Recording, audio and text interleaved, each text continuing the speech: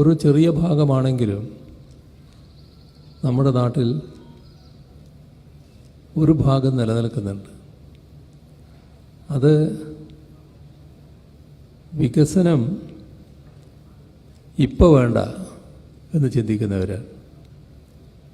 ചുരുക്കത്തിൽ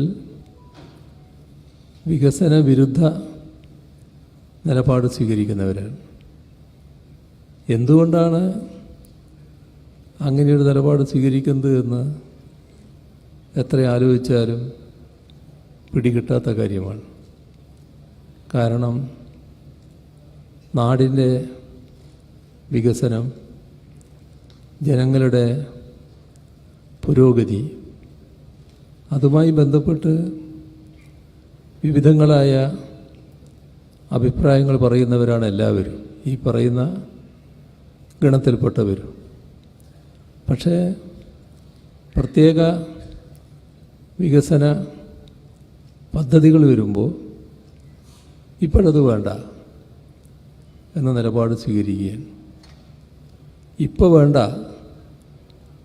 എന്ന നിലപാട് നാട് അംഗീകരിക്കുന്ന അവസ്ഥ വന്നിരുന്നുവെങ്കിൽ കേരളത്തിൽ ഈ 9 വർഷക്കാലം ഉണ്ടായ മാറ്റം പലതും കൊണ്ടുവരാൻ നമുക്ക് കഴിയില്ലായിരുന്നു. കേരളത്തിൽ അതിദരിദ്രരില്ലാത്ത കേരളത്തെ ലോകത്തിന് സമ്മാനിക്കുന്നത് മുതൽ ദേശീയപാത 2025 തന്നെ അതിവേഗതയിൽ പൂർത്തീകരിക്കുന്നതടക്കം വിഴിഞ്ഞത്തെ തുറമുഖവും എറണാകുളത്തെ ജലപാതയും ഉൾപ്പെടെ മനുഷ്യതലത്തിലുള്ള വികസനത്തിൻ്റെ നാൾവഴികളിലൂടെ കടന്നുപോയ അഭിമാനകരമായ ചരിത്രത്തിൻ്റെ മുമ്പിലാണ് നമ്മൾ നിൽക്കുന്നത്.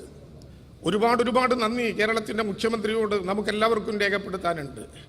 കേരളത്തിൽ എല്ലാവർക്കും വീതിച്ചു കൊടുത്തത് അത്രയും ഈ ജില്ലയ്ക്ക് കൂടി നൽകിയതിന്, കേരളത്തിലെ വിദ്യാഭ്യാസ രംഗത്തും ആരോഗ്യരംഗത്തും ഉണ്ടായ അതിവേഗ വിപ്ലവം കേരളത്തിൽ തൃശ്ശൂർ ജില്ലയിലും സാധ്യമാക്കിയതിന്, ടൂറിസ്റ്റ് രംഗത്ത് അസാമാന്യമായ സാധ്യതകൾ, മെഡിക്കൽ കോളേജിൻ്റെ ശക്തമായ വികസനം, ദേശീയപാതയുടെ മുന്നോട്ട് പോക്ക്, കേരളത്തിലെ തന്നെ 3ാമത്തെ സ്പോർട്സ് സോൺ ഈ തൃശ്ശൂരിലെ കുന്നംകുളത്തിന് നൽകിയത്, ഇങ്ങനെ തുടങ്ങിയാൽ വികസന പ്രവർത്തനങ്ങളിൽ കേരളം എങ്ങനെ മുന്നോട്ട് പോകുന്നു അതിൻ്റെ പരിച്ഛേദത്തെ അക്ഷരാർത്ഥത്തിൽ തൃശ്ശൂരിനും ലഭ്യമാക്കാൻ 9 വർഷക്കാലത്തെ അനുഭവങ്ങളിലൂടെ കടന്നുപോയിട്ടുണ്ട്.